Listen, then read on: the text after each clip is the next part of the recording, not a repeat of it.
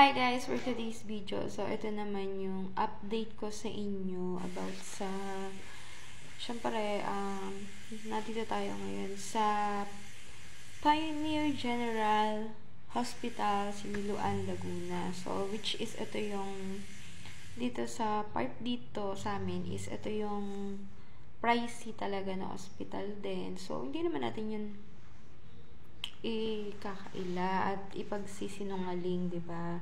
So, ito yung Pioneer at saka yung Eastern kasi mga private hospital sila.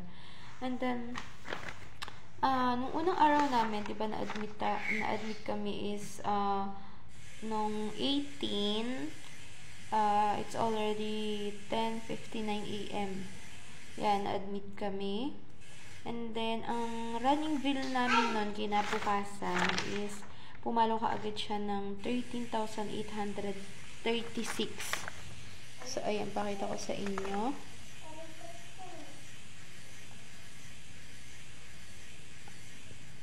Ayan.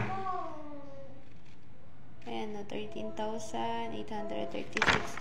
So, ayan yung unang araw namin sa ano yan, laboratory, pharmacy, at saka yung sa room charge and billing. So, ayun yun. And then, nung kinabukasan is October 19. So, running bill namin is 19,000. So, 19,894 pesos. So, ito yun. Ayan yung mga kalodi.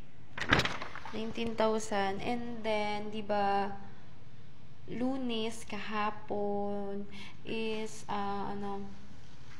meron na kaming final bill. So, final bill namin is, pumalo lang siya.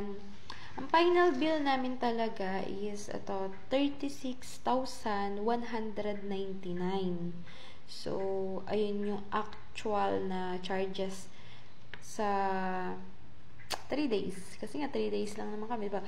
Pero, Sabado, Linggo, tas Lunes, uwi na kami. So, ayan yun. Ayan yung mga kalodi. 36,199 pesos. And then, meron akong PhilHealth. So, ito nga yung sinasabi ko sa inyo. Kaya kayo, mag-avail na kayo ng PhilHealth. Kasi, talagang napakalaking